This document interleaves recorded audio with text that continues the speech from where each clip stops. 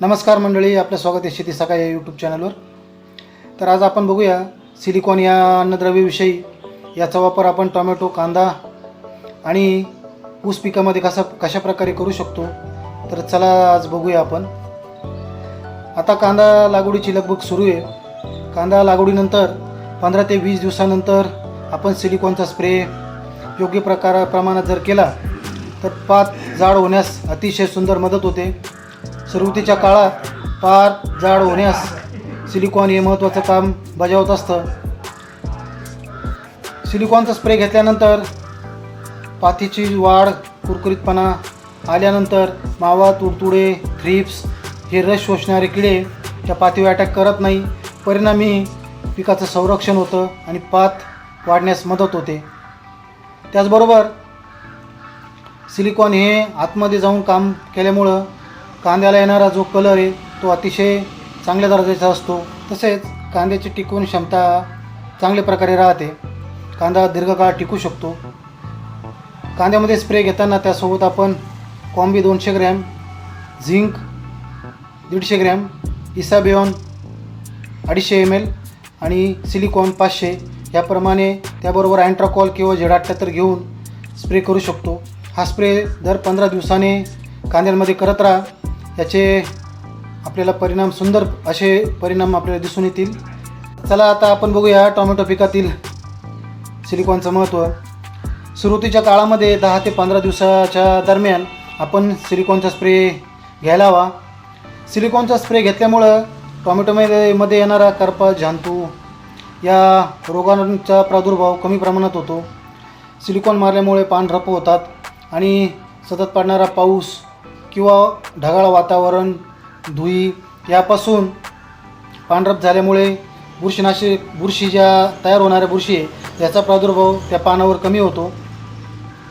Silicon आपण Actara किंवा कुठल्याही कीटकनाशकासोबत घेऊन त्यासोबत बुरशीनाशक आणि सिलिकॉन याचा स्प्रे दर 15 ते 20 दिवसांनी केला तर टोमॅटो पिकामध्ये अतिशय सुंदर असे रिझल्ट मिळू शकतात. त्याचबरोबर टोमॅटोमध्ये स्प्रे केल्यानंतर जो येणारा टोमॅटोला कलर आहे तर अन्नद्रव्याची जी डिफिशियन्सी आहे ती भरून काढण्यासही आपल्याला सिलिकॉन काम करतं. फळ, फूल आणि वाढीच्या काळात अतिशय सिलिकॉन महत्त्वाचं काम करतं. सिलिकॉन हे फॉस्फरसची उपलब्धता वाढवून टोमॅटो पिकाला साईज करण्यासही मदत करतं. तर टोमॅटो पिकामध्ये सगळ्यात महत्त्वाचं सिलिकॉन हे कार्य करत असतं. तर आता चला बघूया आपण ऊस पिकामध्ये सिलिकॉनचं महत्त्व. ऊस लावल्यानंतर त्या कांड्यामधून 2 ते 3 फुटी निघायला सुरुवात होते.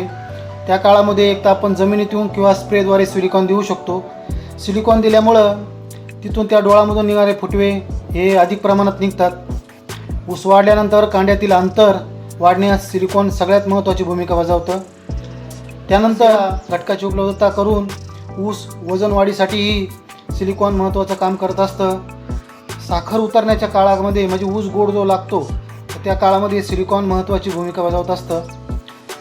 एखाद्या वेळेस पाणी कमी पडलं, ऊसाला ताण पडला त्या काळामध्ये सिलिकॉन झाडाला स्ट्रेसमध्ये न जाऊ देता पीक हे जोमदार, तजेलदार आणि स्ट्रेस फ्री ठेवतं आणि मिळणारं जे उत्पादन आहे हे अधिकाधिक शेतकऱ्याला मिळून जातं. कांदा, टोमॅटो, ऊस या पिकांबरोबरच सिलिकॉनचा वापर आपण गहू, तांदूळ या पिकांमध्येही आपण करू शकतो.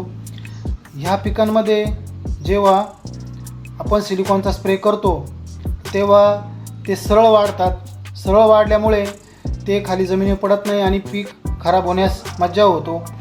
तांदूळ किंवा गहू पिकामध्ये सरळ वाढल्यामुळे दाणा मोठ्या प्रमाणात जाड होतो. जाड झाल्यामुळं उत्पादन क्षमता ॲटोमॅटिकली आपली वाढली जाते आणि शेतकऱ्यांना त्याचा मोठ्या प्रमाणावर फायदा होतो. तर मंडळी, आपण जर चॅनलवर नवीन असाल तर अशा नवीन माहिती घेण्यासाठी चॅनलला सबस्क्राईब नक्की करा. सिलिकॉन हे 3 प्रकारमध्ये मार्केटमध्ये उपलब्ध आहे.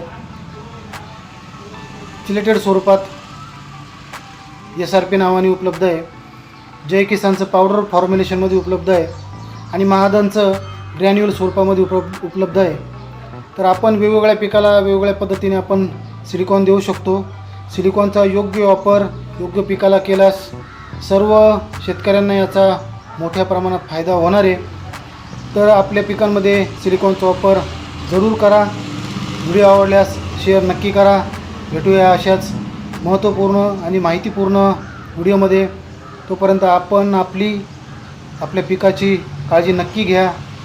नमस्कार.